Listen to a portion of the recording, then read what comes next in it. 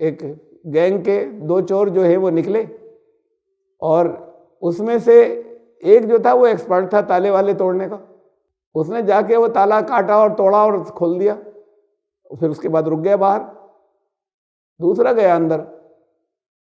تو اب یہ جو ساتھ میں تھا اس نے خالی تالا کاٹا تھا، اس نے کچھ اٹھایا نہیں کوئی، تو یہ اس کو سزا نہیں ملے گی کہ اس نے تو خالی تالا توڑا تھا اور دوسرے کو گھسایا تھا۔ تو اب یہ نہیں مانا جائے گا کہ یہ سارق ہے یا یہ وہ چور ہے جس کے اوپر یہ سزا آئے گی۔ اب گیا یہ اندر، دوسرا والا اندر گیا، وہ اندر گیا تو اس کو دروازہ کھلا ملا، محفوظ جگہ تو بچی نہیں۔ محفوظ جگہ اگر ہوتی اور اس میں وہ داخل ہوتا تب اس کو سرقے کی سزا ملتی، تب وہ سارق مانا جاتا، یعنی ایسا چور جس کا ہاتھ کاٹا جائے۔ اس کو تو گیٹ کھلا ملا، تو یہ محفوظ جگہ ہی نہیں تھی، اور وہاں سے وہ مال اٹھا کر لے آیا۔ Subscribe the channel and press the bell icon to never miss a video. اعوذ باللہ من الشیطان الرجیم، بسم اللہ الرحمن الرحیم۔ والسارق والسارقۃ فاقطعوا ایدیہما جزاء بما کسبا نکالا من اللہ واللہ عزیز حکیم۔ سورہ المائدہ کی آیت نمبر 38 سے درس شروع ہو رہا ہے آج کا، اور بہت اہم آیت ہے۔ صرف اسی آیت کا درس ہوگا آج۔ قرآن کی ہر آیت اہم ہے، یہ اس لحاظ سے اہم ہے کہ قرآن کی جن بہت سی باتوں پر، یا اسلامی نظام و شریعت کی جن بہت سی باتوں پر اعتراضات ہوتے ہیں، ان میں سے یہ ایک ہے۔ ترجمہ ہے اس کا کہ چور مرد یا چور عورت، ان دونوں کے ہاتھ کاٹ ڈالو، یہ بدلہ ہے جو اس کا جو انہوں نے کیا، اللہ کی طرف سے ایک عبرت ناک سزا۔ اور اللہ عزیز بھی ہے، یعنی طاقت والا بھی اور حکمت والا بھی ہے۔ اس میں جن اسلامی سزاؤں یا اسلام نے جن چیزوں کی سزائیں رکھی ہیں، مقرر کی ہیں، ان میں سے تقریباً ہر ایک کے اوپر اعتراض ہوتا ہے کہ یہ غیر انسانی ہیں، یہ سزائیں زیادہ سخت ہیں، بے رحمانہ ہیں۔ جرم چاہے جتنا بے رحمانہ ہو، اب موجودہ دنیا میں ٹرینڈ یا ماحول یہ بنتا جا رہا ہے کہ جرم چاہے جتنا بھیانک ہو، سزا جو ہے اس کو بے رحمانہ کہیں گے۔ سزا دی جائے تو کہا جائے گا کہ وہ سزا کے اندر رحم کرو۔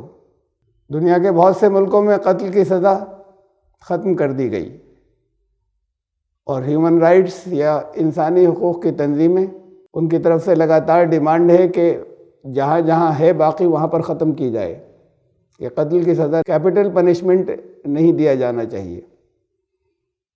اس نے چاہے سیریل کلر ہو، چاہے بہت سے لوگوں کا قتل کر دیا ہو، چاہے بڑے بھیانک طریقے سے کیا ہو، چاہے جتنے گھر اجاڑ دیے ہوں، جتنی زندگیاں اجاڑ دی ہوں، اس کو قتل کیا جائے گا تو وہ بے رحمی ہوگی۔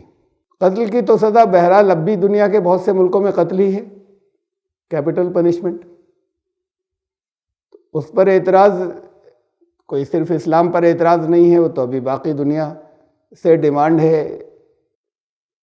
جو لوگ ہیومن رائٹس کی بات کرتے ہیں، انسانی حقوق کی بات کرتے ہیں، وہ ان انسانوں کے حقوق بھول جاتے ہیں جن کی حق تلفی ہوئی، مجرم نے جن کو مارا اور اجاڑا۔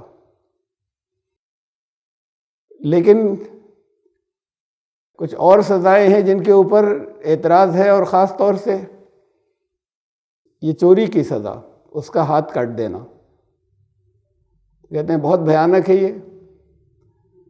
بلکہ بعض ملکوں میں، مسلم میجورٹی کنٹریز کے اندر، یہ سزا قانون میں رکھی گئی اور اس کے بعد پھر کم کی گئی یا ہٹائی گئی کہ اب یہ نہیں کیا جائے گا،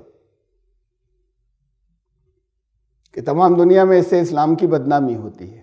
اصل میں جس انداز میں اسے رکھا جاتا ہے اور جیسے لوگوں کے ذہن میں ہے اور سمجھتے ہیں، اس سے یہ تاثر پیدا ہوتا ہے یا یہ امپریشن آتا ہے کہ یہ زیادہ سخت سزا ہے، جتنا بڑا جرم ہے اس سزا اس سے زیادہ سخت ہے، کہ زندگی بھر کے لیے ہاتھ کاٹ دیا گھوم رہے ہیں۔ چوری کسی نے ایک ہی مرتبہ کی چاہے۔ اصل میں اسلامی نظام سے الگ ہٹ کر، پورا نظام جو اسلام کا ہے اس سے الگ ہٹ کر اسلامی قانونوں کو سمجھا نہیں جا سکتا۔ اسلامی قانون کو سمجھ رہے ہیں اس سسٹم اور اس نظام کے اندر جس کے اندر بہت گڑبڑ ہے اور بہت خرابیاں ہیں۔ اسلامی نظام تو بہت پاک اور صاف ستھرا نظام ہے۔ جو بہت پاک اور صاف ستھرا نظام ہو اس کے اندر کوئی دھبا نہیں آنا چاہیے، اس دھبے کو ہٹایا جائے گا۔ اس کی حیثیت ایسی ہے کہ صحت مند انسان ہے اور اس کے اگر کسی ہاتھ یا پیر جسم کے کسی پارٹ کے اندر، عضو کے اندر اگر ایسا زہر پھیل گیا ہے، ایسا ناسور ہے کہ جو آگے بڑھ جائے گا تو اس کے ہاتھ پاؤں کو کاٹنا ضروری ہوتا ہے باقی جسم کو صحت مند رکھنے کے لیے۔ باقی دنیا کا نظام صحت مند نہیں ہے،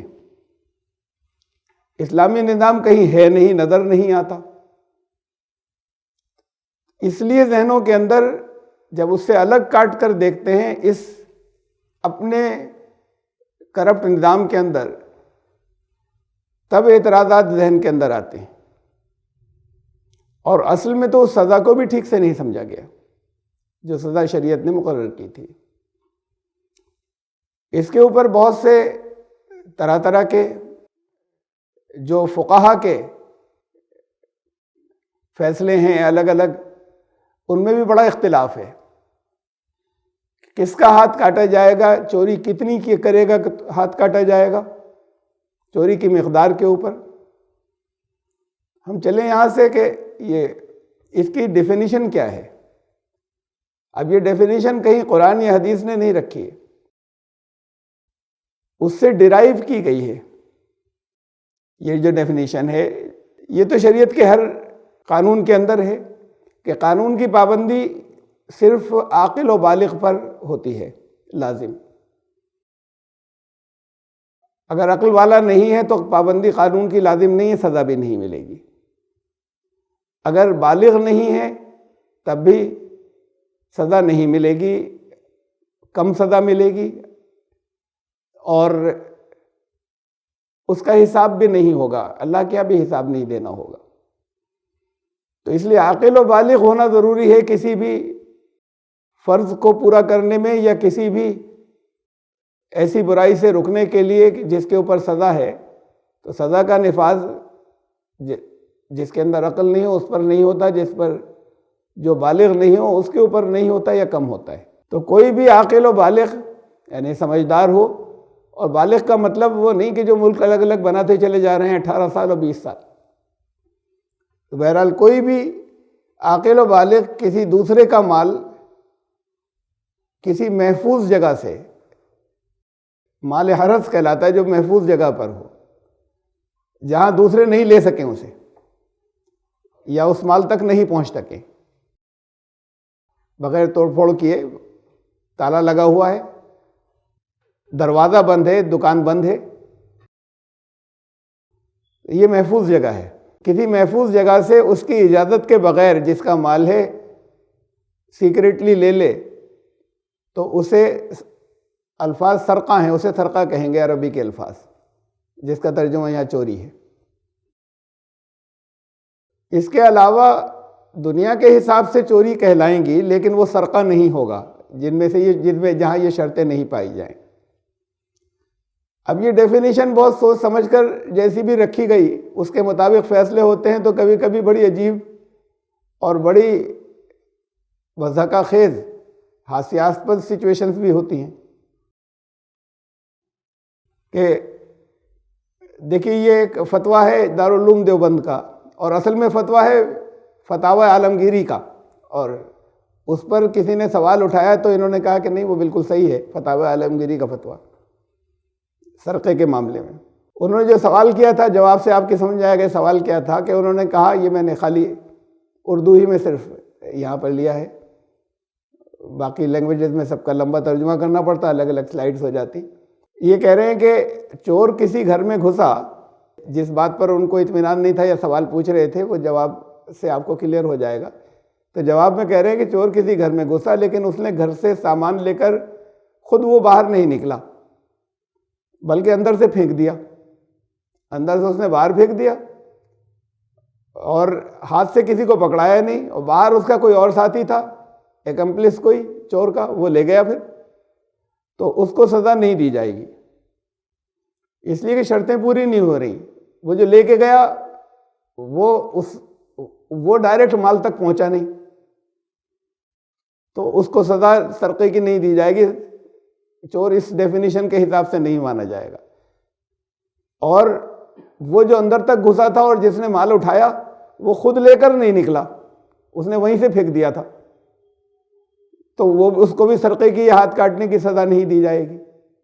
اگر خود لے کر نکلا ہوتا تب ہاتھ کاٹنے کی سزا دی جاتی، وہیں سے پھینک دیا تو اب نہیں دی جائے گی۔ ساتھ میں جو اس کا ایکمپلس تھا یا معاون، وہ باہر کھڑا تھا، وہ خود گھسا نہیں تھا، اس لیے اس کو بھی ہاتھ کاٹنے کی سزا نہیں دی جائے گی، مال وہ لے گیا۔ اب یہ بڑی ایسی سچویشنز ہیں کہ اس ڈیفینیشن کے حساب سے ہر چیز اس پر رکھ کر دیکھ رہے ہیں، بے ہوتے چینج کیجئے اس ڈیفینیشن کو۔ اصل میں قرآن کی اور بھی جتنی اصطلاحات ہیں دین کی، ٹرمینالوجیز، ان کی ڈیفینیشنز جو سمجھی جاتی ہیں یا ان کے جو معنی سمجھے جاتے ہیں، وہ غلط معنی سمجھنے کی وجہ سے بہت سی چیزوں کی تشریح بدل جاتی ہے، اور بہت سے مفہوم جو اوریجنل دین سمجھانا چاہتا تھا وہ نہیں پورے ہوتے، اس لیے ان ڈیفینیشنز کو ٹھیک کرنا ہوگا۔ یہ کسی کی سمجھ میں نہیں آئے گا دنیا میں۔ اب اگر وہ خود لے کر نکلتا تو ہاتھ کاٹا جاتا، اس نے اندر سے پھینک دیا تھا، اور ساتھ میں جو تھا وہ تو گھسا ہی نہیں تھا اندر، اس کو تو دے دیا تھا مال اس نے، اور گئے تھے دونوں ساتھی چوری کرنے کے لیے، تو اس لیے اس کا بھی ہاتھ نہیں کاٹا جائے گا۔ اب ہاتھ کاٹنے کی سزا سے اس طریقے سے بچ جائیں گے، اور وہ فتویٰ بھی اسی کے اوپر ہوگا کہ نہیں، ہاتھ نہیں کاٹا جائے گا۔ اور دیکھیے سچویشن اس کے علاوہ، دو لوگ نکلے چور، ایک گینگ کے دو چور جو ہیں وہ نکلے، اور اس میں سے ایک جو تھا وہ ایکسپرٹ تھا تالے والے توڑنے کا، کاٹنے کے اور توڑنے کے۔ اس نے جا کے وہ تالا کاٹا اور توڑا اور کھول دیا، پھر اس کے بعد رک گیا باہر، دوسرا گیا اندر۔ تو اب یہ جو ساتھ میں تھا اس نے خالی تالا کاٹا تھا، اس نے کچھ اٹھایا نہیں کوئی، تو یہ اس کو سزا نہیں ملے گی۔ سزا مل سکتی ہے قانون میں، اور سزائیں رکھی جا سکتی ہیں، یہ نہیں کہ صاف بچ جائیں گے، اس پہلی والی مثال میں بھی صاف بچ جائیں کی بات نہیں، لیکن وہ حکومت جو بھی سزا رکھے، یہ جو اسلام نے جو چوری کی سزا یا سرقے کی سزا رکھی ہے ہاتھ کاٹنے کی، وہ ان پر نہیں لاگو ہوگی اب، کہ اس نے تو خالی تالا توڑا تھا اور دوسرے کو گھسایا تھا، تو اب یہ نہیں مانا جائے گا کہ یہ سارق ہے یا یہ وہ چور ہے جس کے اوپر یہ سزا آئے گی۔ اب گیا یہ اندر، دوسرا والا اندر گیا، وہ اندر گیا تو اس کو دروازہ کھلا ملا، محفوظ جگہ تو بچی نہیں۔ محفوظ جگہ اگر ہوتی اور اس میں وہ داخل ہوتا، تب اس کو سرقے کی سزا ملتی، تب وہ سارق مانا جاتا، یعنی ایسا چور جس کا ہاتھ کاٹا جائے۔ اس کو تو گیٹ کھلا ملا، تو یہ محفوظ جگہ ہی نہیں تھی، اور وہاں سے وہ مال اٹھا کر لے آیا۔ اب یہ انتہائی درجے کی سب مذاق خیز باتیں ہو جاتی ہیں، اور پھر فتویٰ اسی پر دیا جائے گا۔ جیسے لیگل بحثوں کے اندر یہاں پر لوگ عدالتوں میں وکیل نکالتے ہیں، ایسے پوائنٹس اس کے اندر قانون کی کمزوری نکالتے ہیں۔ ہر آدمی سمجھ رہا ہے کہ یہ مجرم ہے، سزا ملنی چاہیے، لیکن وہ لا کے الفاظ کی ویکنس ڈھونڈتے ہیں، الفاظ کی ویکنس ڈھونڈ کر اپنے کلائنٹ کو بچا لیتے ہیں۔ یہ سہارا لیتے ہیں اس بات کا کہ ورڈز جو ہیں، الفاظ، اس میں سے یہ گنجائش نکل رہی ہے۔ اب ایسے جب ڈیفینیشنز رکھی جائیں گی تو پھر یہی گنجائش نکلے گی، اور یہ گنجائشیں بہت ہی عجیب و غریب ہیں۔ یہ ڈیفینیشن بدلنی چاہیے۔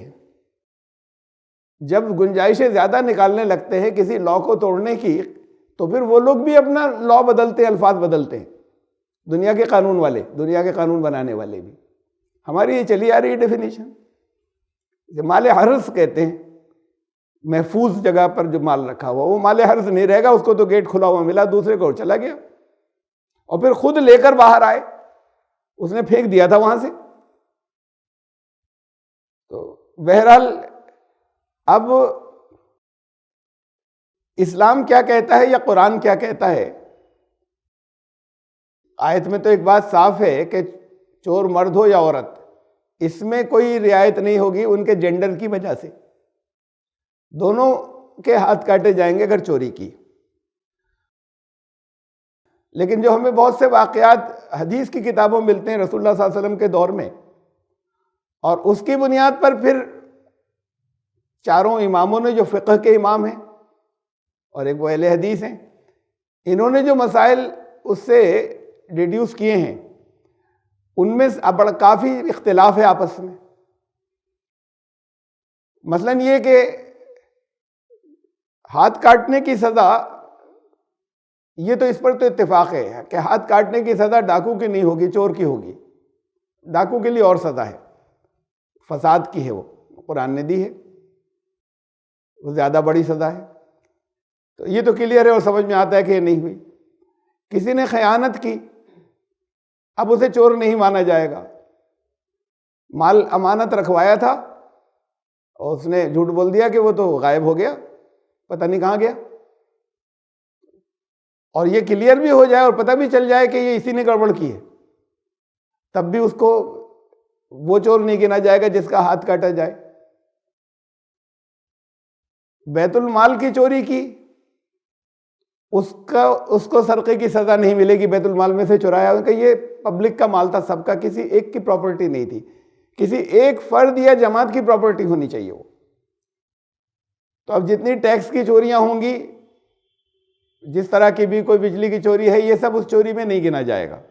بڑے بڑے لیڈر چوری جو کرتے ہیں، جو اربوں روپے اور اربوں خربوں کی کرتے ہیں، یعنی بے ایمانیاں، اس کی پھر الگ سزا ہے، چوری میں نہیں گنا جائے گا، اپنی جگہ ٹھیک ہے، تو بڑی سستے چھوٹ جائیں گے ہاتھ کاٹا جائے تو۔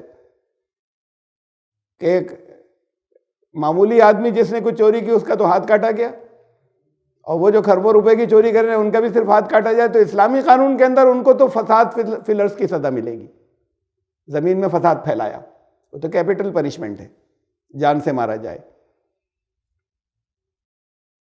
اب اس کے اوپر بھی یہ ہے کہ پہلی مرتبہ چوری کی تو رائٹ ہینڈ کاٹ دو، دوسری دفعہ چوری کی تو پھر لیفٹ ہینڈ کاٹ دینا، کوئی کہتا ہے کہ نہیں، دوسرا ہاتھ نہیں بلکہ دوسری طرف کا پاؤں کاٹنا، تیسری دفعہ چوری کی تو پھر لیفٹ ہینڈ کاٹو اور اس کے بعد پھر رائٹ لیگ کاٹو، چوتھی دفعہ کی تو۔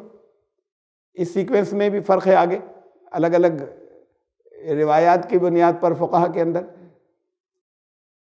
اب وہ چاروں ہاتھ پاؤں کٹ جائیں گے، اس میں ایک یہ بھی ہے ایک روایت کے اندر کہ چوتھی مرتبہ جان سے مار دیا جائے، چوتھی دفعہ اگر چوری میں پکڑا گیا ہے تو۔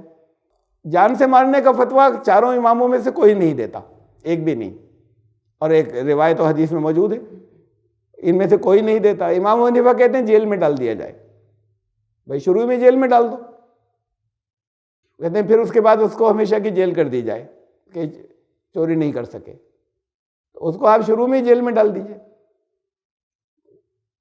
چوتھی دفعہ ہمیشہ کے لیے ڈالا ہے تو پہلی مرتبہ اس سے کم رکھیے ہمیشہ سے، لیکن بہرحال جب قرآن کے اندر ہاتھ کاٹا جائے تو یہاں تک تو آئے، چوتھی مرتبہ چوری کی تو کیا ہو، پکڑا جائے۔ ہاتھ پاؤں میں سے 3 کٹ چکے ہیں، 4 ہاتھ پاؤں میں سے، تو چوتھی دفعہ پھر اب ایک تو یہ رائے یہ ہے کہ جان سے مار دیا جائے، ایک حدیث یا ایک روایت کے اندر ملتا ہے، اور فقہ اسے نہیں مانتے، الگ الگ ان کے فیصلے ہیں۔ امام حنیفہ کہتے ہیں کہ اس کو پھر جیل، ہمیشہ کی جیل کر دی جائے۔ اختلافات بہت ہیں۔ پھلوں وغیرہ کی چوری باغ میں لگا ہوا ہے، کہیں پر یہ ہے کہ نہیں اس کے اوپر ہاتھ نہیں کاٹا جائے گا، کہیں یہ ہے کہ اگر اس کی قیمت ایک ڈھال کی قیمت کے برابر ہو جائے، وہ ڈھال جو تلوار کے وار روکنے کے لیے آتی تھی اس دور میں وہی تھی، تو ایک ڈھال کی قیمت کے برابر ہو جائے تب وہ سرقہ مانا جائے گا، اور کوئی بھی چیز چرائی جائے اس قیمت سے کم کی ہوگی تو سرقہ نہیں، یعنی وہ سرقہ اس لحاظ سے نہیں مانا جائے گا کہ اس کی سزا ہاتھ کاٹنا ہو۔ یہ میں نے آپ کو مختلف بتائیں گے الگ الگ، یہ اور بہت سی اور ہیں، وہ پورا یہاں پر بیان کرنا مقصد نہیں ہے۔ فقہا میں اتنے اختلافات ہیں، تو اس کا مطلب یہ کہ یہ قرآن نے تو سیدھی سیدھی اتنی بات کہی کہ ہاتھ کاٹے جائیں۔ اب اس کی لیمٹس کیا ہیں؟ بڑی کوئی ملازمہ ہے گھر میں، اس نے کچھ نکال کے کھا لیا تو کیا ہاتھ کاٹا جائے گا؟ کچھ لیمٹس ہوں گی، ہونی چاہیے۔ تو وہ لیمٹس جو ہیں وہ الگ الگ دور کے لیے، رسول اللہ صلی اللہ علیہ وسلم کے دور کے اندر جو کچھ تھا انہوں نے اس دور کے حساب سے وہ لیمٹس رکھی تھی۔ آج ان لیمٹس کو، یا جب بھی اسلامی قانون جہاں کہیں ہو، ان لیمٹس کو دوبارہ مقرر کیا جائے گا، سرقے کی تعریف جو ہے وہ ری ڈیفائن کی جائے گی کہ اس کی صحیح ڈیفینیشن آئے، اور وہ لیمٹس بھی جو ہے وہ دوبارہ ڈسکس کی جائے۔ جیسے زکوٰۃ ہے، چند چیزوں کے اوپر زکوٰۃ رکھی تھی، آج صرف ان چند چیزوں کو لیں گے تو زکوٰۃ کا مقصد ختم ہو جاتا ہے، بہت بڑے بڑے بزنس زکوٰۃ میں سے نکل جائیں گے۔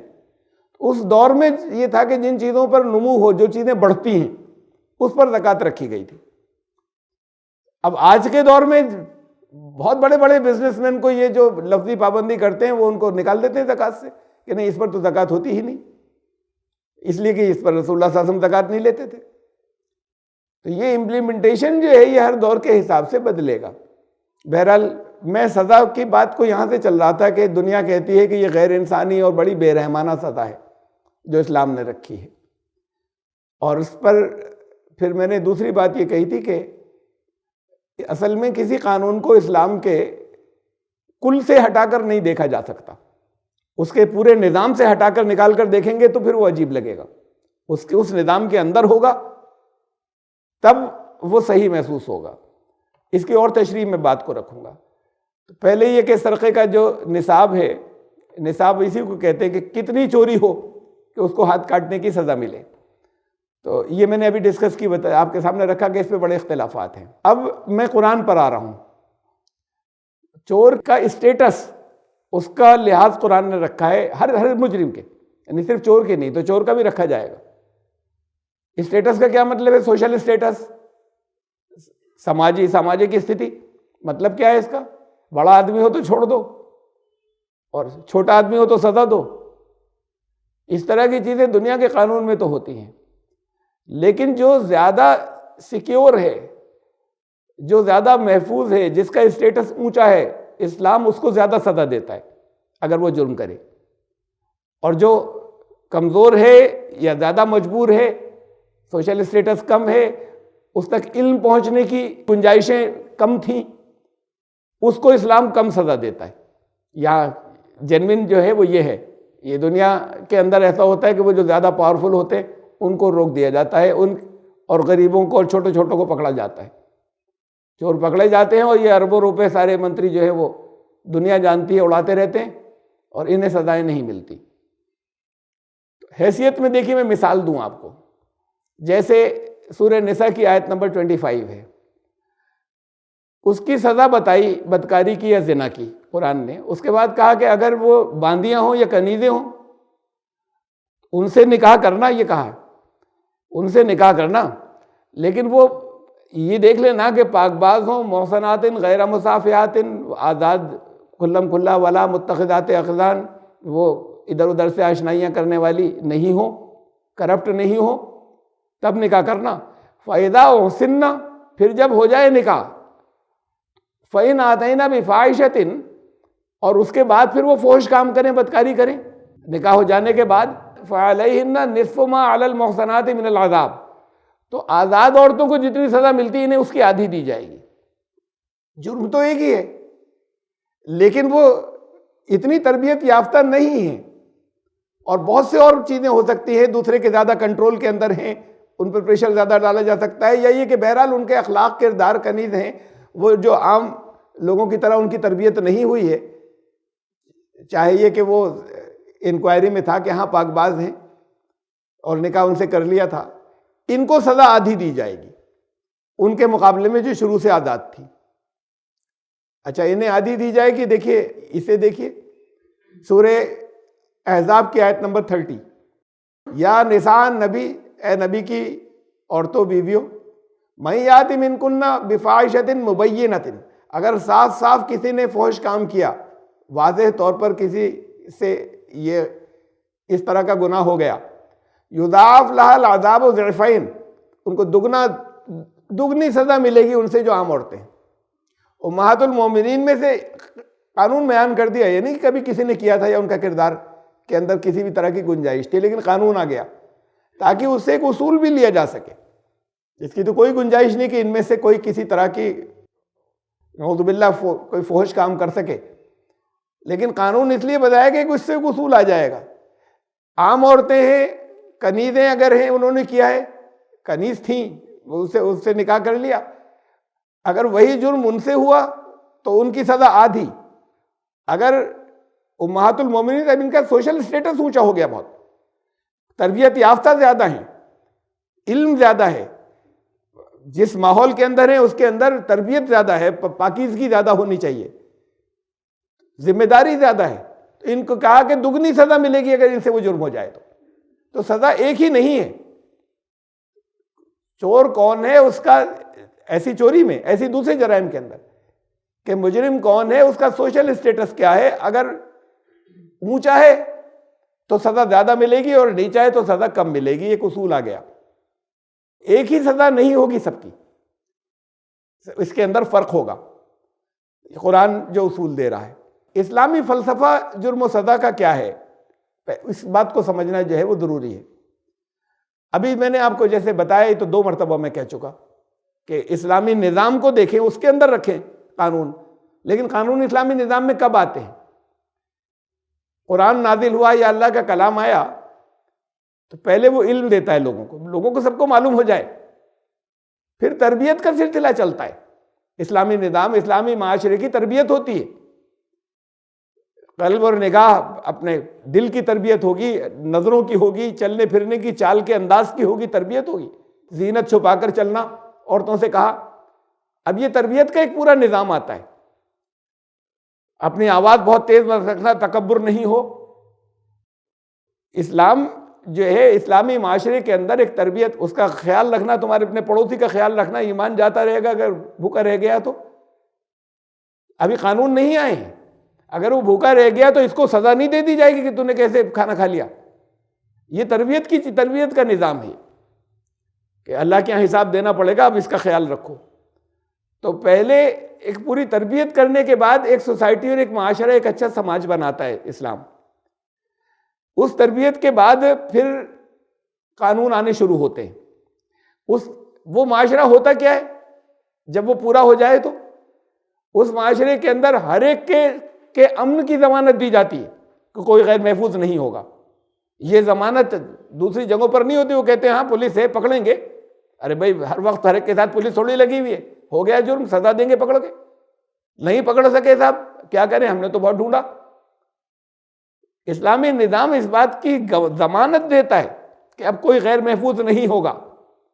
رسول اللہ صلی اللہ علیہ وسلم نے کہا آگے کے دور کے لیے، یہ وہاں پر تو تھا، مدینے میں ہو گیا تھا پورا ایسا، یا جتنی جگہ تک رسول اللہ صلی اللہ علیہ وسلم کا عمل تھا ان کی زندگی میں ان کا دائرہ عمل تھا، لیکن ان کا کہ اور آگے تک پھیلے گا۔ یہ یمن سے ایک کمزور عورت، بوڑھی عورت تنہا چلے گی، اکیلی چلے گی، یہاں مکے تک آئے گی، وہ حج کرنے کے لیے آئے گی، اکیلی ہوگی، اور اس کو اللہ کے سوا کسی کا ڈر نہیں ہوگا کہ کوئی اس کا کچھ لوٹ لے۔ اب نظام یہ ہے کہ اکیلی چلے گی، کہیں پولیس نہیں ہے، لیکن وہ بے خوف اور نڈر آئے گی۔ پھر ایسا ایک واقعہ تاریخ میں بیان بھی کیا تھا کہ ایک سنگل ایک انسیڈنٹ ایسا ہوا بھی۔ تو اب اسلامی نظام لوگوں کے امن کی ضمانت دیتا ہے، سیکیورٹی کی، اور سرکار ذمہ دار قرار دی جاتی ہے کہیں کچھ ہو گیا تو، کوئی کہ ہوا کیسے، تو تمہیں حکومت کرنے کا حق نہیں ہے، ورنہ اتنی بڑی حکومت مت کرو، اتنی بڑی جگہ میں تمہارا کنٹرول نہیں ہونا چاہیے۔ تو تربیت کا نظام ہوگا، امن کی، لوگوں کی جو ضروریات زندگی، جو ایسنشلز ہیں، جو لازمی ہیں، وہ پوری کی جاتی ہیں سب کی۔ ایک بھی ایسا نہیں بچے گا جو بھوکا رہے، ایک بھی کہ جو بھوکا سو جائے۔ نظام جب اپنے اسلامی معاشرہ جب قائم ہوگا تو جب کہا کہ ہر ایک اپنے پڑوسی کا خیال رکھے، اسی سے بھوک ختم ہو جائے گی، ایک بھی بھوکا نہیں سوئے گا۔ قانون اور بھی ہیں بہت سے، زکوٰۃ کا نظام ہے یہ، اس کے بعد کوئی غریبی ریکھا سے نیچے نہیں بچے گا۔ اگر واقعی اسلامی معاشرہ ہوگا تو پاورٹی لائن سے نیچے کوئی ایک بھی نہیں ہوگا پوری اسلامی اسٹیٹ کے اندر، جہاں تک اسلامی اسٹیٹ کا جورسڈکشن ہے۔ تو اسلامی معاشرہ تو وہ ہوگا جب وہ معاشرہ ہوگا، جب یہ معاشرے کا قرآن تفصیلات دیتا ہے اسلامی معاشرے کی، اسلامی سوسائٹی کی، کہ اسلامی نظام کیا ہوگا، تو اس کے بعد پھر قوانین آتے ہیں۔ مکے میں نہیں آئے قانون، 13 سال مکے میں، 10 سال قرآن جو نازل ہوا مدینے میں، تو مکے کے پیریڈ تو زیادہ ہے، ایک بھی قانون نہیں آیا۔ یہ سب شروع مدینے میں سٹارٹ ہو رہے ہیں۔ اب یہاں پر وہاں بھی چلتا رہا، تربیت الگ انداز کی تھی، لیکن اصل میں تربیت امن و سکون کی جگہ پر یہاں سٹارٹ ہوئی ہے، اور ابھی بہت کمیاں ہیں۔ تو قانون آنے شروع ہوئے بتدریج، ایک دم سے نہیں، ہلکے ہلکے کر کے قانون، ایک دم سے نہیں برداشت کر سکتے لوگ۔ ابھی تربیت مکمل نہیں ہوئی ہے۔ شراب، یہ نشہ بندی جو ہے وہ 3 اسٹیجز کے اندر روکی گئی، ایک دم سے نہیں نافذ کی گئی، امپلیمنٹ نہیں کی گئی، اس لیے کہ ابھی تربیت کا نظام، تربیت کمپلیٹ نہیں ہوا ہے۔ جب کمپلیٹ ہو جائے گا تو آخری سزا آ جائے گی، آخری سزا کا بیان آ جائے گا۔ تو پھر قانون جو ہے وہ گریجولی نافذ کیا جاتا ہے، امپلیمنٹ کیا جاتا ہے۔ تو جب کسی جگہ ایسی سوسائٹی بن جائے جس میں کوئی بھوکا نہ ہو، جس میں جو لازمی ضروریات ہے ہر انسان کی بیسک نیڈز وہ سب پوری ہوتی ہوں، سب امن و سکون سے ہوں، اس میں اگر کوئی چوری کرے تو ہاتھ کاٹا جائے گا۔ جب آپ یہ سسٹم دیں نہیں تو جو پروفیشنلز ہیں ان کو تو سزا دے سکتے ہیں ایسی، لیکن جو پروفیشنلز نہیں ہیں، ایک دفعہ ہو گئی غلطی تو اس کو ایسی سزا نہیں دی جا سکتی۔ ابھی وہ نظام نہیں ہے، وہ تربیت نہیں ہے۔ اور دوسری اور جرائم کا بھی، ایک وہ ہے کہ جہاں پر سارے لوگ جو ہیں وہ نظر جھکا کر چلتے ہیں، بات بھی کرتے ہیں تو شرم و حیا اور اس کے ساتھ میں کرتے ہیں، یہ ساری چیزیں موجود ہیں۔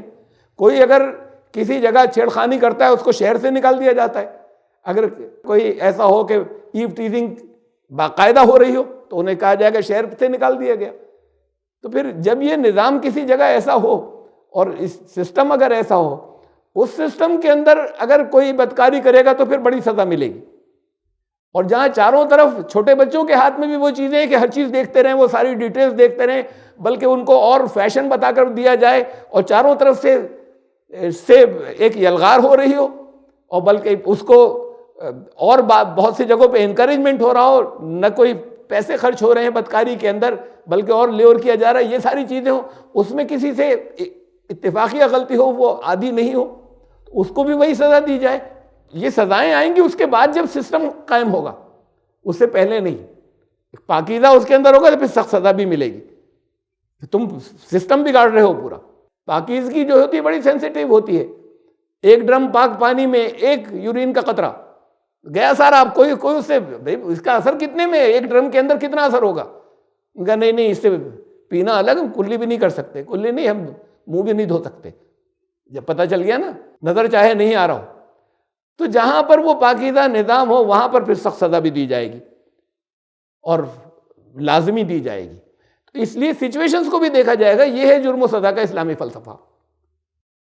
اس سب سے الگ ہٹنے کے بعد سب یہ ہاتھ کاٹ دیتے ہیں، یہ تو بڑی بے رحمی کی سزا ہے۔ اس کو آیا ہے فساد کی سزا جس طریقے سے آئی ہے، دیکھیں میں دکھاتا ہوں اس کی، کہ سزا کی کم یا زیادہ لمٹس اس کے بارے میں دیکھیں اس کے اندر، کہ ایسا نہیں ہے کہ بالکل اسٹیٹک سزا اتنی ہوگی۔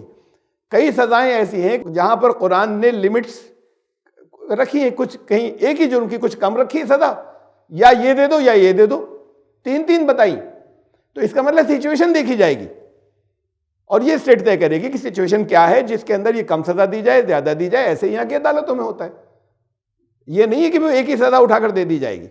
تو کہیں تو بتا دیا، اور کہیں اگر نہیں بتایا ہے تو وہاں پر پھر یہ اس پورے سسٹم کو اگر اس کا سینس جو ہے وہ اس کو ایبزارب کرنے والے ہوں اور اس کی حکمتوں کو سمجھنے والے ہوں، اسلام کے جرم و سزا کے فلسفے کو، تو جو سزائیں کہیں اگر ایک ہی سزا بیان کی ہے تو پھر وہ ایکسٹریم کیس میں دی جائے گی، آخری حالت کے اندر، اور اس سے کم سزائیں دی جائیں گی اگر سچویشن جو ہے وہ نرمی کی گنجائش اگر رکھتی ہو تو اس سے کم دی جائیں گی۔ جو سزا بتائی وہ بس آخری سب سے بڑی سزا ہے، یہ نہیں کہ ہر ایک کو وہی سزا دے دی، ایک ہی سزا دے دی۔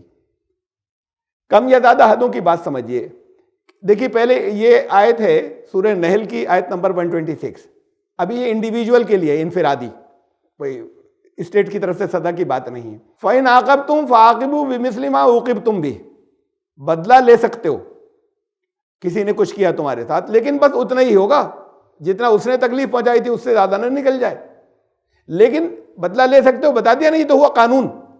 اب یہ ایکسٹریم ہے، آخری درجے کا اتنا کر سکتے ہو کہ اتنا ہی جتنا اس نے تکلیف پہنچائی، یہ لاسٹ ہے. لیکن اس سے کم بھی نہ کرو، اگر بہت اچھا ہے. بالکل نہ کرو اور اچھا ہے، بدلہ بالکل مت لو. وَلَئِن صَبَرْتُمْ لَهُوَ خَيْرٌ لِّلصَّابِرِينَ. جو صبر کریں تو یہ صبر کرنے والوں کے حق میں بہت اچھا ہے. چھوڑ دو. یہ انڈیویجول کی بات ہے کہ جیسے سزا دے سکتے ہو اتنی جتنے اس نے تمہیں نقصان پہنچایا، یہ تو ہو گئی قانون کی آخری لمٹ. لیکن کم کر دو وہ بہتر ہے، چھوڑ دو اور بہتر ہے. تو اسپرٹ اسلام کی یہ نہیں ہے کہ سزا ہی دے دی جائے. اصل اسپرٹ یہ ہے کہ جرم کیسے روکا جائے. سزا دینا مقصد نہیں ہے. اور سزاؤں کے معاملے میں اسلام کافی نرمی رکھتا ہے. بیان کی وہ جو ایکسٹریم سزائیں ہیں وہ دیکھنے میں اسلامی نظام سے الگ ہٹ کر سخت لگتی ہیں، لیکن لوگوں سے کہا وَلَا تَجَسَّسُوا، تم دوسروں کی ٹوہ میں مت رہو. یہ دیکھا جا کر رپورٹ کر دیا اور پکڑوا دیا. حکم دیا کہ مت رہو ٹوہ میں، پکڑا جائے گا. کچھ ہاں اس طرح کا جرم ہے جو پوری سوسائٹی کو نقصان پہنچا رہا ہے، تب رپورٹ کرنا ضروری ہے. ورنہ ذاتی غلطی ہے کسی کی انڈیویجول، پوری سوسائٹی کو نقصان نہیں پہنچ رہا کہ ان کی ٹوہ میں مت رہو، جاسوسی مت کرتے پھرو. ایسے ہی یہ ہے کہ حدیں جاری کرنے میں جگہ جگہ سچویشنز کی نرمی کا ہمیں روایات تاریخ سے ملتا ہے، بہت خیال رکھا جاتا تھا کہ کوئی گنجائش مل جائے. اب کسی نے بدکاری کی، اس کی سزا جو ہے قرآن دیتا ہے ایکسٹریم آخری درجے کی 100 کوڑے، اس سے زیادہ نہیں دی جا سکتی. یہ لاسٹ درجے کی ہے، اس سے کم بھی ہو سکتی ہے. لیکن اس سزا کے بارے میں بھی ایک دوسری طرح کی نرمی کی، کم سے کم 4 گواہ ہوں. سزا کو مانا کہ اس سزا کو مانا قرآن نے کہ بہت سخت ہے، لیکن 4 گواہ گواہی دیں، ورنہ نہ دیں، رہنے دیں. 4 گواہ نہ ہو رہے ہوں، جانے دیں. اب جرم ہو گیا، کہاں پوری سوسائٹی کو تو نہیں تباہ کر رہا نا، ہو گیا. ایک ذاتی غلطی ہو گئی تھی. ایک تو ٹوہ مت کرو، تم ٹوہ میں مت رہو، کہ چھپ کر گھوم کر جا کر کے اور پھر رپورٹ کرنا ہے دیکھ کر. وہ اللہ کے وہ خود اس کو توبہ کا موقع ملے، وہ اللہ کے اپنا حساب دے. لیکن اگر کہیں کسی نے دیکھا تو 4 گواہ اگر جب تک نہ ہو تب تک رپورٹ مت کرنا، ورنہ تمہیں سزا دیں گے. یہ گنجائشیں جو ہیں یہ جلدی نہیں کرتا اسلام سزا دینے میں. قتل کی سزا ہے، قتل کی سزا کلیئر ہے کہ جس نے کسی کو قتل کیا اس کو قتل کیا جائے گا. لیکن وہ سچویشن وہ بھی ہے کہ اچھا قصاص دے دینا. ان کے گھر والے اگر راضی ہوں، ہر سچویشن میں قصاص نہیں ہوگا، لیکن کچھ سچویشن وہ ہیں جس کے اندر حالات کے اعتبار سے چینج ہوگا. کچھ سچویشن ایسی ہوں گی کہ اچھا اگر کچھ بعض قتل کی صورتیں ایسی ہوں گی کہ جس میں ان کو اس بات کی اجازت ہوگی، جو وارث ہیں مقتول کے، جو وارث ہیں جس کو مرڈر کیا گیا، ان کے جو وارث ہیں وہ اگر کچھ لے دے کر اگر چھوڑ دیں تو اسٹیٹ بھی چھوڑ دے گی، قصاص ہو گیا. یہ وہ آخری درجے کی قتل کر دینا، یہ نرمی کی گئی سچویشنز کے اعتبار سے. اسی صورت میں آگے آئے گا ابھی. وَكَتَبْنَا عَلَيْهِمْ، ان کے بنی اسرائیل کے قانون میں ہم نے یہ طے کر دیا تھا کہ علیہم فیہا ان النفس بالنفس والعین بالعین والانف بالانف والاذن بالاذن والسن بالسن والجروح قصاص. ہم نے یہ قانون مقرر کر دیا تھا بنی اسرائیل کے لیے کہ جان کے بدلے جان، کسی نے کسی کی جان لی تو اس کے بدلے اس کی جان لی جائے گی. آنکھ کے بدلے آنکھ، ناک کے بدلے ناک، کان کے بدلے کان، اور اسی طرح دانت کے بدلے دانت، اور اسی طرح اور باقی ساری چیزوں کا بدلہ برابر کا. یہ قانون مقرر کر دیا. اب دیکھیے جنرل بات اس سے پہلے انڈیویجول کی آئی تھی نا، قرآن نے کہا یہ سب کے لیے، باقی رہتی دنیا تک کے لیے، کہ بدلہ برابر کا لے سکتے ہو، چھوڑ دو تو اچھا ہے.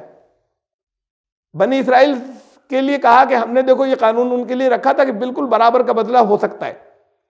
اس سے آگے یہ 545 ہے، یہ اسی صورت کی آیت نمبر 45 ابھی چل رہی ہے. آگے فرمایا فمن تصدق بھی فہو کفارۃ اللہ. لیکن اگر کسی نے چھوڑ دیا، معاف کر دیا، تو وہ اس کے اپنے گناہوں کا کفارہ ہو جائے گا. یعنی یہ اچھا ہے، کر دو معاف، مت لو بدلہ. یہ نہیں کہ ہر حالت میں لینا پڑ جائے گا، بدلہ لینا پڑ جائے گا. تو وہی اصول جو ہے وہ یہاں پر بھی ہے، کم ہو سکتی ہے، چھوڑا جا سکتا ہے. ڈفرینٹ سچویشنز کے اندر. تو سزا دے دینا ہر حالت کے اندر یہ مطلوب نہیں ہے کہ اسلام اس پر زور نہیں تھا ہر قیمت پر سزا مل جائے, سوائے اس کے کہ جو اسٹیٹ کا مجرم و فسادی, اسے تو ڈھونڈ کر لایا جائے گا. قاتل کے لیے کہا پیچھا کرنا نظام کا کام ہے, اس کے علاوہ ہم ڈھونڈ کر دیں. یہ ضروری نہیں ہے کہ اس کو انڈیویجول کسی کا جرم ہے جو دوسروں کو نقصان نہیں پہنچا رہا, اسے کہیں نہ کہیں سے, اور سزا کا جرم ہے تو کہیں نہ کہیں سے ڈھونڈ کر پکڑوا دیں, سخت سے سخت سزا دے دیں. یہ اسلام نہیں چاہتا.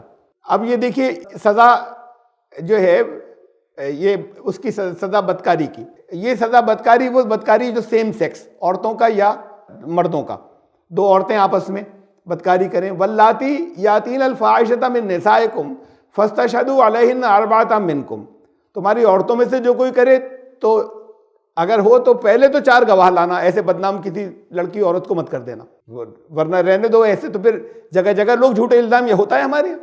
وہ 15 سال پہلے کوئی لڑکی کہہ دے کسی پر سیاسی طور پر کسی کو نقصان پہنچانا ہوتا, 15 سال پہلے یا کسی اسٹیٹس کے اوپر, اسٹیٹس کے آدمی کو اپنے باس کو نقصان پہنچانا ہے, اس نے ہمارے ساتھ جو ہے وہ یہ کیا تھا. اب وہ پکڑ لیا گیا کہ 15 سال پہلے کیا تھا, تو اور پھر اس پہ چل رہا ہے, اور بڑے ایک زمانے تک اس کو جیل ہو گئی زبردست. اور پھر اب اس پہ قانون یہ بنائے گا کہ ثابت تم کرو گے کہ ہم نے نہیں کیا تھا, وہ ثابت نہیں کرے گی کہ انہوں نے گڑبڑ کی تھی. اسلام کہتا ہے کہ 4 گواہ لاؤ, یہ ایسے نہیں مانا جائے گا کسی کی زندگی برباد کر دی جائے. تو پہلے 4 گواہ لانا.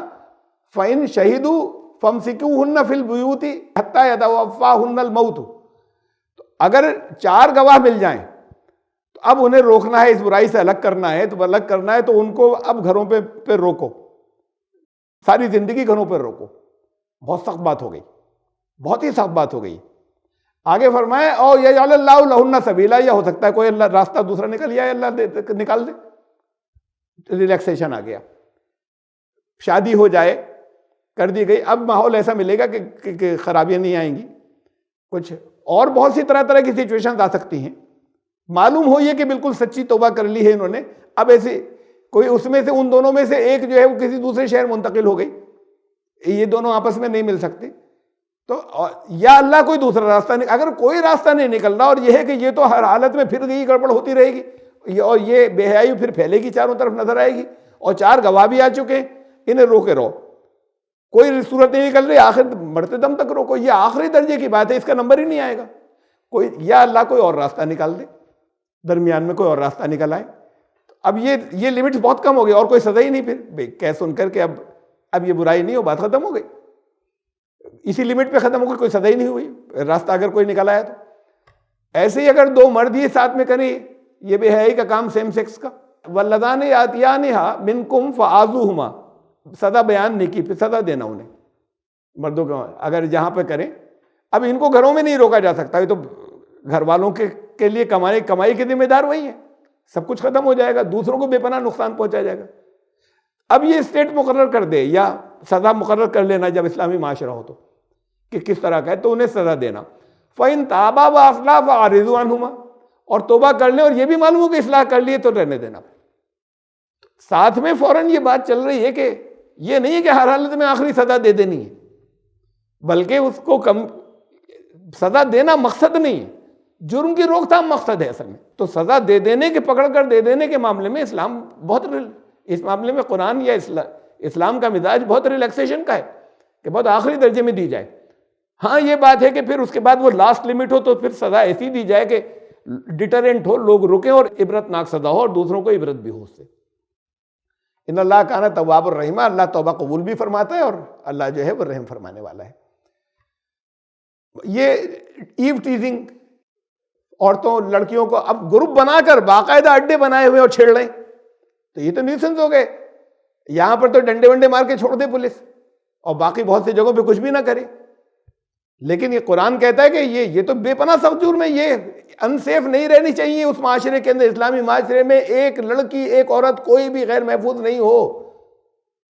تو اگر اب اسلامی معاشرہ قائم ہے, اب کچھ لوگ منافق ہیں یا کچھ وہ ہیں جن کے دلوں میں مرض ہے, لَئِن لَّمْ يَنْتَهِ الْمُنَافِقُونَ وَالَّذِينَ فِي قُلُوبِهِم مَرَضٌ وَالْمُرْجِفُونَ فِي الْمَدِينَةِ, اور یہ طرح طرح کی افواہیں اڑانے والے ہیں کچھ اس کے اندر, اس طرح کی یہ 3 گروپ لَنُغْرِيَنَّكَ بِهِمْ ثُمَّ لَا يُجَاوِرُونَكَ فِيهَا إِلَّا قَلِيلًا، تو پھر ہم قانون کو ان کے پیچھے لگا دیں گے، تمہیں ان کے پیچھے لگا دیں گے اور پھر یہ شہر میں نہیں رکیں گے. یعنی ان کا یہ کہا کہ قانون پکڑے اور ان کو شہر سے نکالو، ان کو شہر بدر کر دو، بستی سے نکال دو انہیں. وہ جو خطرہ بنے ہوئے ہیں ان کی کیا، کس بات کے خطرہ بنے ہوئے ہیں کہ ریپ نہیں کر رہے، لیکن یہ ایک مزاج بنا لیا کہ کامنٹس کر رہے ہیں، ان کو تنگ کر رہے ہیں. تو یہ نہیں ہونا چاہیے. قرآن نے اس کے لیے ایسی سزا رکھی ہے، انہیں نکال دو، اس معاشرے کو صاف ستھرے کو گندا مت ہونے دینا. اچھا اب بھی اگر نظر آئے تو پھر اس کے بعد قتل کر ان کو جان سے مار دینا. ملعونین اگلی آیت ہے، وہ 33 سورہ احزاب کی آیت نمبر 60 تھی، یہ 61 ہے. ملعونین لعنت زدہ ہوں گے اگر وہ پائے گئے یہاں پر. پھر وہ اینما ثقفوا اخذوا وقتلوا تقتیلا، پھر ٹھیک سے قتل کرنا ہے، جان کی سے مارنے کی سزا بھی ایسے دینا کہ سب کے لیے عبرت بن جائے. تو اتنا لحاظ رکھا ہے اس بات کا کہ خالی باتوں سے بھی تکلیف ہے، ایسے نہیں ہو کہ یہ ٹیس کر رہے ہیں. تو ہر لڑکی ہر عورت اتنی محفوظ ہو.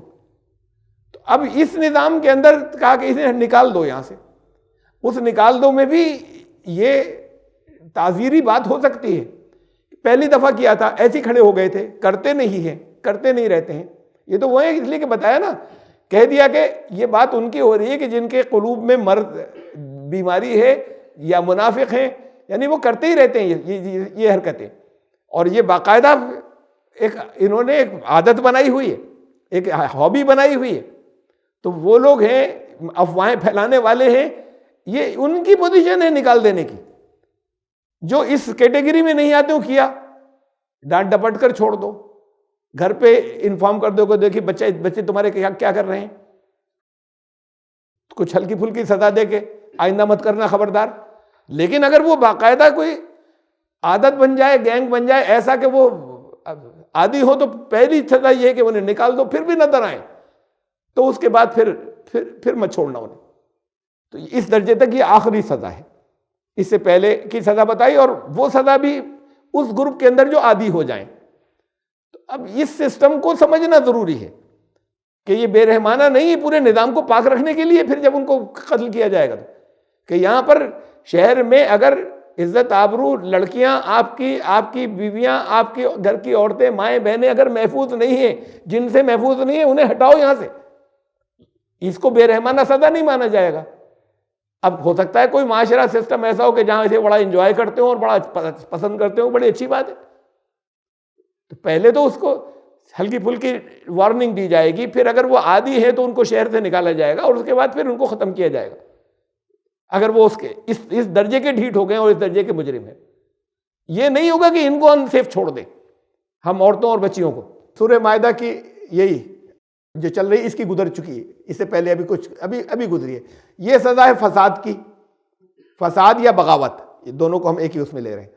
انما جزاء الذین یحاربون اللہ ورسولہ ویسعون فی الارض فسادا ان یقتلوا او یصلبوا او تقطع ایدیہم وارجلہم من خلاف.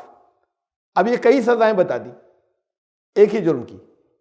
زمین میں فساد پھیلانے والے ہوں یا اللہ رسول سے جنگ کرنے والے ہوں، اللہ رسول کے نظام سے جنگ کرنے والے ہوں، یعنی فسادی یا بغاوت یا باغی، نظام سے بغاوت کرنے والے، ان کی سزا یہ ہے کہ یا تو انہیں قتل کیا جائے گا. اب یہ ڈکیتی بھی اسی میں آئے گی، زمین میں فساد پھیلانے میں.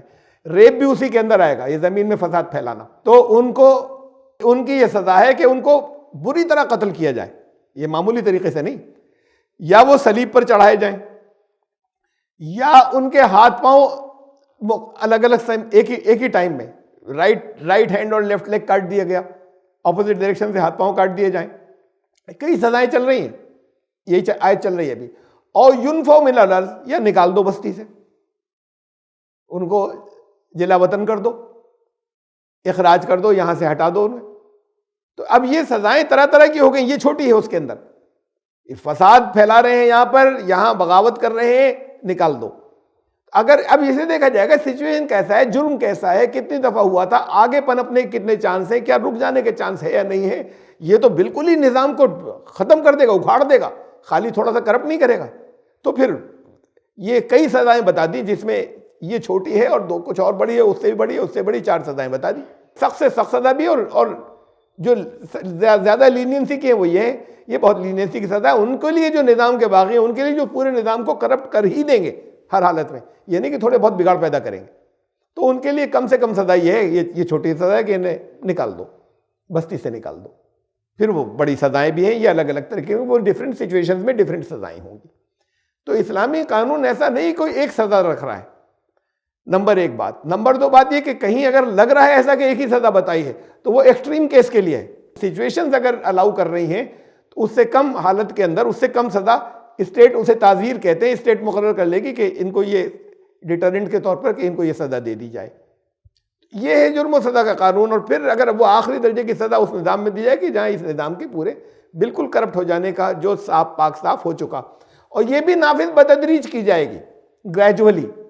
اسلام نے جب سسٹم بن گیا صاف ستھرا تو اس کو دھیرے دھیرے کرنے کے بعد امپلیمنٹ کیا, ایک دم سے پہلے دن سارے قانون نافذ نہیں کر دیے.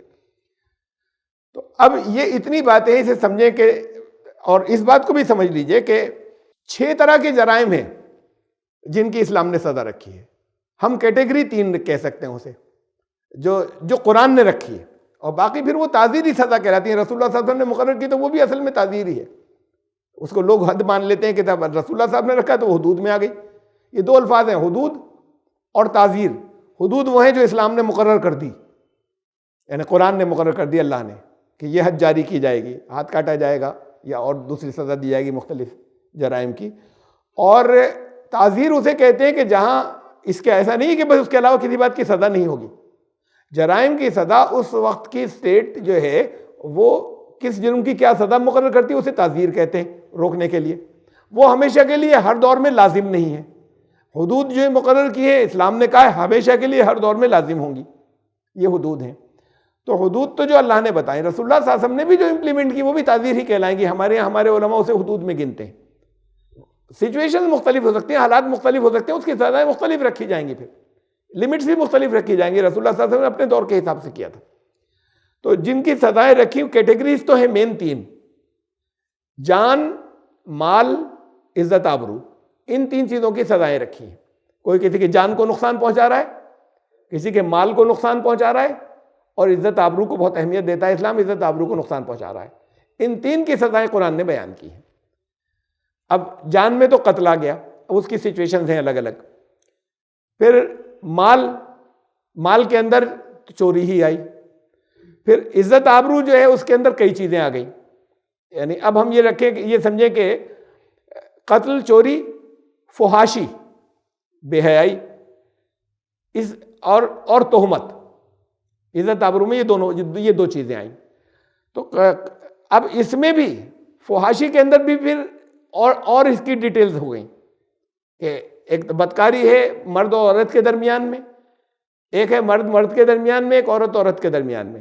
ان کی سزائیں مقرر کی سزائیں جو ہے وہ بتائی گئیں. تو اس طرح سے قرآن نے جو ہے وہ کل ملا کر 6 جرائم کی سزا جو ہے وہ بتائی ہے.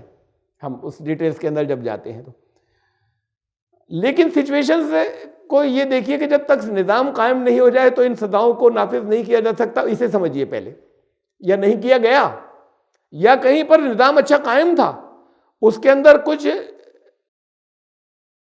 نیچرل کیلیمٹیز کی وجہ سے قحط پڑ گیا, حالات بدل گئے, تو فوراً سزائیں جو ہیں وہ ان کو کم کر دیا گیا یا روک دی گئی.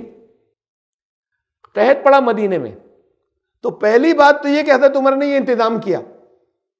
دنیا میں شاید آج تک نہیں ہوا ایسا کہ حضرت عمر نے یہ انتظام کیا. نہیں, اتنی چھوٹی سی جگہ پہ جس فائنینشیل اسٹیٹس کے وہ لوگ تھے, کوئی بلینائرز نہیں تھے, کہ مدینے میں عرب میں قحط پڑا تو مدینے میں 60,000 لوگوں کا لنگر چلتا تھا, 60,000 کا, جہاں اسٹیٹ کی طرف سے کہ وہ کھانا کھائیں. تو عرب کے دوسرے علاقوں سے لوگ آ کر سب مدینے میں بھر گئے تھے, اور 60,000 کو تو وہاں پر ان کا لنگر چلتا تھا, 60,000 سے زیادہ کا. پھر لوگوں کو گھروں کے اوپر غلہ پہنچایا جاتا تھا. یہاں جو جگہ کہیں پر قحط کے حالات یہاں ہمارے ملک میں بھی آتے رہتے ہیں, دوسرے ملکوں میں تو بہت ہیں, آتے رہتے ہیں الگ الگ ایریاز کے اندر. باقی ملک خوشحال ہے, ایک ایریا کے اندر قحط پڑ رہا ہے, حکومت یہ کرتی ہے کہ گھر گھر جا کر غلہ پہنچائے. انہوں نے گھر گھر یہ نہیں کہ تم آ کر لے جاؤ, خالی راشن کی دکان سے لے جانا اور اس میں الگ کرپشن سے. گھر گھر غلہ جو ہے وہ تقسیم ہوا, جتنے وہاں کھا رہے ہیں ان کے لیے 60,000 کا سے زیادہ لوگوں کا ارینجمنٹ ہے. اب بیت المال خالی ہو گیا. ایسی سچویشن دیکھیے کہ شاہی خزانہ خالی ہو گیا. بیت المال کیا ہے؟ شاہ کی اپنی ملکیت تو نہیں ہوتی، کوئی اپنی ملکیت تو اسلام میں نہیں ہوتی. بیت المال شاہی خزانہ ہے، شاہی خزانہ خالی ہو گیا. اب نہیں بچا اس کے اندر کچھ. جب 60,000 سے زیادہ لوگ کھائیں گے، اس وقت تک بہت تھا، یعنی اسٹیٹ بہت ریچ ہو گئی تھی، وہ چھٹی ہو گئی، سب خالی ہو گیا. تو خالی ہونے سے پہلے سارے گورنرز کو کہلایا، شام کے، سیریا کے گورنر کو، ایجپٹ کے، مصر کے گورنر کو، سب چاروں طرف کہلوایا کہ فوراً یہاں پر ایڈ بھیجو اپنے یہاں سے. انہوں نے بہت بڑی تعداد میں بھیجے، ہزاروں، اور اس کی شکل میں وہ خچر اور اونٹ بھر بھر کے انہوں نے بھیجے. تو غلہ پھر باہر سے آیا. اس کے لیے لوگ مقرر کیے کہ بھائی اسٹیٹ وہ وہاں سے آ رہے ہیں، مصر سے آ رہے ہیں، عرب اسٹیٹ جہاں سے قید شروع ہو رہا ہے اس جگہ لوگ پہنچے، وہیں سے ریسیو کرو، وہاں پر ڈائیورٹ کرو جن جن جگہوں پہ کمی ہے، بجائے اس کے کہ یہاں پر لے کے آؤ، ٹائم ضائع ہوگا، اور پھر یہاں سے ڈسٹریبیوشن ہو اور لوگ یہاں لینے آئے. تو ہر اسٹیٹ کے بارڈرز کے اوپر لوگ پہنچتے تھے، اور لوگ پہنچنے کے بعد اس کو وہاں لے کے جاتے تھے جہاں سے اطلاعیں تھی کہ یہاں پر لوگ ہیں اور ضرورت مند ہیں. تو اب فری تقسیم وہاں پہ دوسرے، وہ تو یہ تو اسٹیٹ تھی ان کے، میں نے جیسے یوں سمجھ لی، تو آج کے سب دور دور دوسرے ملک ہیں. یہ وہاں سے آیا، بہت بڑی تعداد میں آئے، سب کو تقسیم ہوا. بہرحال پھر وہ نکل گیا قحط وہ کچھ مہینوں کے اندر. لیکن کچھ مہینوں کے اندر اتنا بڑا ارینجمنٹ کیا گیا ہے، دنیا میں اس کی مثال نہیں ملتی ہوگا. کسی کو بھوکا نہیں رہنے دیں گے، پوری اسٹیٹ کے اندر کسی ایک کو قحط کے دنوں میں بھوکا نہیں رہنے دیں گے. اتنا فکر کرنے والا جو ہے رولر ہو. تو یہ ہے اسلامی نظام. اسلامی نظام یہ ہے کہ قحط کے دنوں میں، جب قحط تھا، انہوں نے کہا اگر کوئی چوری کر لے بیت المال سے معاف. ارے بھائی کھانے کے لیے کیے، مجبور تھا، پریشان تھا. غلے کی کسی بھی جگہ سے کھانے پینے کی چوری ٹوٹل معاف کر دی. کہیں سے کسی نے کوئی کھانے پینے کی چیز چرا لی، ٹوٹل معاف. اگر کھانے پینے کی اس قحط کے دنوں کے اندر، کہ اس پہ کوئی سزا نہیں، کوئی بھی سزا نہیں ہوگی، معافی. یہ لینینسی ان دنوں کے اندر رکھی. تو یہ اب جب کہ اسلام کے اس کو بدل دیا کیا، قرآن کے قانون کو انہوں نے، قرآن کی حکمت کو سمجھا کہ وہ تو آخری درجے کی سزا ہے، سچویشن کے حساب سے کم کی جائے گی، ختم بھی کی جائے گی. لوگ مجبور ہیں، جہاں بھوکے ہیں، جہاں بھوکا ہے اور وہ کوئی بھوک کے لیے کھانا چرا رہا ہے، تو اس کو تم ہاتھ کاٹنے کی سزا دو گے. اور یہ پیٹ بھرے دنیا کو لوٹ رہے ہیں، سزا ملے گی تو انہیں ملے گی. پھر امن و امان کی پوزیشن جو ہے وہ یہ ہے، جیسے میں نے ایک مثال دی تھی کہ رسول اللہ صلی اللہ علیہ وسلم نے کہا تھا کہ یمن سے ایک عورت آئے گی. امن و امان کی سچویشن یہ ہے، یہ تو مشہور ہے بہت زیادہ، جو ہمیں ملتا ہے تاریخ کے اندر وہ تھوڑا سا اس سے ڈیفرنٹ ہے. مشہور بہت ہے کہ حضرت عمر یہ کہتے تھے کہ اگر دجلہ، دریائے دجلہ کہ یہ دجلہ اور فرات وہاں مصر کے وہ ہیں، عراق کے ہیں، وہ دریا ہیں. تو اگر دجلہ کے کنارے ایک کتا بھی اگر بھوکا رہ گیا تو عمر کو اس کا حساب دینا ہوگا. جو ہم نے تاریخ میں واقعات کھنگالے تو تاریخ میں ملتے ہیں، یہ کتے والی تو مجھے نہیں ملی، کسی جگہ نہیں ملی، لیکن اس سے ملتے جلتے ہیں. یہ مشہور یہ ہو گیا ہے کہ بکری کا ایک بچہ بھی اگر دریائے فرات کے کنارے جو ہے وہ مر گیا بھوک سے، تو عمر سے اس بات کا سوال کیا جائے گا. تو یہاں مدینے میں بیٹھے ہیں، کہہ رہے ہیں بکری کا بچہ بھی بھوکا نہیں مرنا چاہیے. وہاں پر عراق کے اندر ایک بچہ بھی جو ہے وہ بھوکا نہیں رہ جانا چاہیے. اور مصر کے اندر ایک بکری کا بچہ، جانور کا بچہ. تو جہاں امن و لوگوں کی بنیادی ضرورتیں پورے کرنے کا اتنا انتظام ہو اور اتنا زیادہ الرٹ ہو، جو رولر ہے کہ خود رات کو نکل رہے ہیں، گھروں گھروں جانے کے بعد لوگوں کی باتیں سن رہے ہیں، کیا چل رہی ہیں، کیسی چل رہی ہیں، کسی جگہ کوئی گڑبڑ تو نہیں ہے، کسی جگہ کوئی تنگی تو نہیں ہے، پریشانی تو نہیں ہے، بھیس بدل کر نکل رہے ہیں اور گھومتے پھر رہے ہیں. تو لگاتار اور دوسروں کو انہوں نے لگا رکھا ہے اس کام کے اوپر، انفارمیشن لانے کے اوپر، کسی جگہ کوئی محروم تو نہیں رہ رہا ہے. امن و امان قائم ہے پورا یا نہیں قائم ہے. ایک اور تاریخ کے اندر ان کا جو ملتا ہے وہ یہ ملتا ہے کہ اگر دریائے، یہ تو فرات کا تھا، دریائے دجلہ کے کنارے اگر کسی خچر کو ٹھوکر اس وجہ سے لگ جاتی کہ راستہ خراب تھا، تو عمر کو حساب دینا ہوگا اس بات کے لیے کہ تم نے سڑکیں ٹھیک کیوں نہیں بنوائی تھی. جہاں پر اس درجے کی رولر کو فکر ہو اور اس درجے کا انتظامات کر رہے ہو، وہاں پر اگر چوری ہوتی ہے تو ہاتھ کاٹا جائے گا. سسٹم کرپٹ ہو رہا ہے. اور چوری کو بھی دیکھا جائے گا کہ کس نوعیت کی ہے. اس میں آخری جو سزا ہے لاسٹ وہ یہ ہے کہ قطع ید اور ہاتھ کاٹ دیا جائے. قرآن دیکھیے کہتا ہے فَمَنِ اسْتُرَّ غَيْرَ بَاغٍ وَلَا عَادٍ فَلَا إِثْمَ عَلَيْهِ. اضطرار کی حالت میں جو بھی پھنس گیا، اس کا ارادہ جو تھا وہ نافرمانی کا نہیں تھا، گناہ نہیں ہوگا. تو اب نہیں، اگر کوئی اضطراری حالت میں تھا، اس اضطراری حالت کی وجہ سے اس نے چوری کی ہے، قرآن کہہ رہا ہے نہیں ہے، یہ جرم نہیں مانا جائے گا. یہ حضرت عمر کا ایک واقعہ اور اس دور کا، اس لیے کہ اس دور میں حضرت عمر کے دور تک وہ جو رسول اللہ صلی اللہ علیہ وسلم جس نظام کو نافذ کیا تھا وہ پیک پر پہنچا تھا حضرت عمر کے دور میں، اس لیے یہ مثالیں سب سے زیادہ ان کی آ رہی ہیں۔ کچھ لوگوں نے ایک اونٹ چرا لیا، حاطب نام تھا، حاطب کے غلام تھے وہ، حاطب کے غلاموں نے کسی کا ایک اونٹ چرا لیا اور اونٹ چرا کے ذبح کر کے پھر کھا گئے، پکڑے گئے، جس کا اونٹ تھا اس نے دعویٰ کیا، بلایا ان کو کہ یہ کیا کیا تم نے؟ تو انہوں نے کہا ہمارا مالک ہمیں بھوکا ہی رکھتا ہے، پرماننٹ بھوکا رکھتا ہے، کام لیتا ہے بہت اور ہم سے کام بہت زیادہ لیتا ہے اور ہمیں کھانے کو بہت کم دیتا ہے، تو ہم لوگ مستقل ترسے ہوئے ہیں، اب ہمیں مل گیا ہم نے کر لیا، یہ دل نہیں مانا، انہیں چھوڑ دیا حضرت عمر نے، ان کے مالک کو بلایا، کہا اس کے پیسے بھرو اٹھ کے، تو سزا اس کو دی، غلاموں کے مالک کو سزا دی، جنہوں نے چوری کی اس کو سزا نہیں دی، اس کو سزا دی اور کہا کہ ان کے پیسے بھرو۔ اب ہاتھ کاٹنے کی تو یہاں ہوگی نہیں، لیکن اس کو بھی ملنا چاہیے نا اپنا، جب پتہ چل گیا جس کی چوری ہوئی تھی، تو مالک کو بلا کے اس کو سزا دی اور ان کی محنت سے زیادہ ان سے کام لیا جائے اور ان کو بھوکا رکھا جائے۔ تو یہ نظام جس جگہ پر قائم ہو جائے اس کے بعد پھر ایکسٹریم سزا ہے یہ کہ ہاتھ کاٹ دیا جائے گا، یہ آخری درجے کے، اس سے نیچے یہ سچویشن میں نے آپ کو بتائی، ڈیفرنٹ سچویشن، کہ چاروں غلام پکڑے گئے، انہوں نے کاٹ بھی لیا اور کھا بھی لیا، تو اب تو چوری ہو گئی وہ، تو چوری کس کس سچویشن کے اندر، اب ان سب کی بنیاد پر ڈیفینیشن مقرر کی جائے گی، وہ جو رکھ لی گئی ہے ڈیفینیشن کہ جگہ محفوظ ہے، وہ مال محفوظ ہے کسی کا ہو، کسی دوسرے کا اجازت کے بغیر، اور پھر خود لے کر بھی باہر نکلے تب وہ سرقہ مانا جائے گا، ان ساری سچویشنز کے ساتھ میں اس کی ڈیفینیشن جو ہے وہ لائی جائے گی، کیا کیا کنڈیشنز ہیں جہاں چھوٹ دی جائے گی، کیا کیا کنڈیشن ہے جہاں کم سزا دی جائے گی، کیا کیا کنڈیشنز ہیں جہاں ایکسٹریم سزا، آخری سزا دی جائے گی۔ یہ اقبال کا، علامہ اقبال کا، ان کے مزاج سے بالکل الگ محسوس ہوتا ہے، جو کچھ آپ سنتے رہے ہوں گے۔ اٹھو میری دنیا کے غریبوں کو جگا دو، کاخ عمرا کے در و دیوار گرا دو، کاخ کہتے ہیں محل کو، یہ امیروں کے محلوں کو سب کو ڈھا دو، گرا دو۔ اٹھو میری دنیا کے غریبوں کو جگا دو، کاخ عمرا کے در و دیوار ہلا دو، جس کھیت سے دہقاں کو میسر نہ ہو روٹی، دہقان کسان، بولا اس کھیت میں کر رہا ہے، سارے کام وہ کر رہا ہے، مزدور ہے، یہ وہ ہے، اور اس کے بعد فاقے بھی وہی کر رہا ہے، مالک کے پاس بہت کچھ ہو گیا۔ جس کھیت سے دہقاں کو کسان کو میسر نہ ہو روٹی، اس کھیت کے ہر گوشہ گندم کو جلا دو، آگ لگا دو اس میں، اگر ان کو نہیں مل رہا تو۔ اب یہ تو کوئی شرعی بات نہیں ہے، لیکن شاعر اسلام ہے، اور پھر جو کچھ انہوں نے یہ لوگ کہتے ہیں صاحب کمیونزم کی بات ہے، کہ کمیونزم کی بات نہیں، لوگ بھوکے اگر مرنے تو انہیں پکڑو اور مارو اور سزا دو، ان کے گھر توڑو۔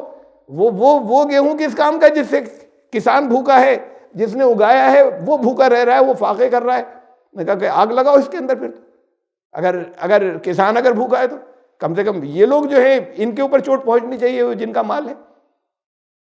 اصل چیز یہ کہ سب کی ضروریات زندگی پوری ہوں، یہ اسٹیٹ کی ذمہ داری ہے، مکمل امن و امان ہو، یہ اسٹیٹ کی ذمہ داری ہے۔ اب اس امن کو بگاڑنے کا کوئی کام ہو رہا ہے، اور اگر وہاں پر پھر ایسی چیزیں ہو رہی جس سے لوگوں کو خطرہ پیدا ہو رہا ہے لوگوں کے لیے، اور نظام بگڑ رہا ہے، تو پھر سزائیں دی جائیں گی۔ جو سزا بتائی گئی وہ آخری درجے کی سزا، کہیں تو بہت سی بتا دی ہیں کہ ان میں سے سچویشن کے حساب سے رکھنا، ورنہ جہاں سنگل سزا بتائی وہ آخری درجے کی سزا ہے، سچویشن کے حساب سے اس سے کم یا ریلیکسیشن بھی ہو سکتا ہے۔ تو ہم یہاں تک ہم آئے، ابھی تھوڑا سا اس میں اور باقی ہے ڈسکشن ہاتھ کاٹنے کی سزا قطعیت کے اوپر۔ یہ تو میں نے آپ کو جنرل اسلام کا فلسفہ سمجھایا تھا، قرآن کی آیت جو ہے کہ ان کے ہاتھ کاٹ دو، ابھی تو عید میں بتایا کہ فلسفہ یہ کہ آخری درجے میں یہ بھی ہوگا، لیکن ابھی اس آیت کے الفاظ پر بھی یہ بھی غور کرنا ہے کہ قطع کسے کہتے ہیں؟ کاٹ دینے کو۔ کتنا کاٹیں؟ انگلیاں کاٹیں، ایران میں کرتے ہیں، انگلیاں کاٹیں یا کلائی سے کاٹیں یا یہاں سے کاٹ دیں، یہ الگ الگ رائے ہیں لوگوں کی۔ وہاں ایران میں سزا کئی دفعہ دی گئی، وہ انگلیاں کاٹ دی، یہ ہاتھ کاٹ دیا۔ کتنا کاٹیں یہ تو نہیں بتایا، ان کے ہاتھ کاٹ دو۔ یہ حضرت سورہ یوسف کے اندر سورہ الفاظ ہیں، قطعن ایدیہن، وہ عورتیں جو تھیں اس سوسائٹی کی جو ہائی سوسائٹی کی تھیں، وہ اس وقت کا کلچر ایسی تھا، بڑی آزاد خیال، اور کوئی حرج نہیں ہے وہ اگر کچھ ادھر ادھر کچھ کرتی پھرتی ہیں تو تو ان کو بڑا مطلب وہ آیا ہے عزیز مصر کی بیوی کے اپنے غلام تمہارے قبضے میں نہیں آ رہا, بڑی لعنت و علامت کی انہیں. اچھا دیکھو ہم بتاتے ہیں تمہیں ترکیبیں. پھر وہ ایک دن کھانا رکھو اپنے, اور گئیں کھانا وانا رکھا, حضرت یوسف کو انہیں آواز دی, وہ آئے. تو قرآن میں ہے وقطعن ایدیہن, انہوں نے اپنے ہاتھ کاٹ ڈالے. غلطی سے نہیں کٹ گئے تھے, سورہ یوسف گزر چکی ہے اور پھر دوبارہ آئے گی اتفاق سے, اس میں ریکارڈنگ صحیح نہیں ہوئی تھی. غلطی سے نہیں کاٹے تھے, کٹ گئے تھے. سب کے ہاتھ غلطی سے پورے ہاتھ کٹ جائیں گے, کوئی گزرے گا چاہے وہ کوئی محفوظ بھی, ہر ایک کے کٹ گئے ہاتھ. اور قرآن نے کہا وہ مکار تھیں, وہ ان کا مکر تھا, اور وہ یہ کہہ رہی تھی کہ یہ ان کا مکر, یہ عورت کیسی ہے.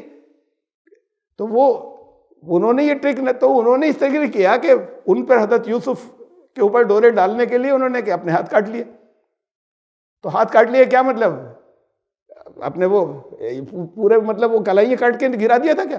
وہاں بھی تو قطعی یاد آیا, جیسے یہ آئے فَقْطَعُوا أَيْدِيَهُمَا, ان کے دونوں کے ہاتھ کاٹ دینا, چور مرد عورت کے. یہاں بھی الفاظ وہی آئے وَقَطَّعْنَا أَيْدِيَهُنَّ, اپنے ہاتھ کاٹ ڈالے انہوں نے. کیسے کاٹے تھے؟ یہ فل کلائی سے کاٹ دیے تھے, گرا دیے تھے, یا انگلیاں ہی فل کاٹ دی تھی, زخمی کر لیے. تو زخم جو آ گیا اس کے لیے بھی قطعی یاد آیا قرآن میں, خالی زخم آ جانے کے لیے. تو ابھی ہم قطع پہ بھی بات کریں گے, ہاتھ پہ بھی بات کریں گے کہ ہاتھ کس موقع پہ ہاتھ کا مطلب کیا ہوتا ہے کاٹنے کا. اور اس کے بعد پھر اسی آیت کے اندر کم سزا اور زیادہ سزا کا بیان ہے. ایسا لگتا ہے کہ صرف ایک ہی سزا بیان ہوئی ہے, اس میں کم اور زیادہ دونوں سزاؤں کا بیان اسی آیت کے اندر ہے.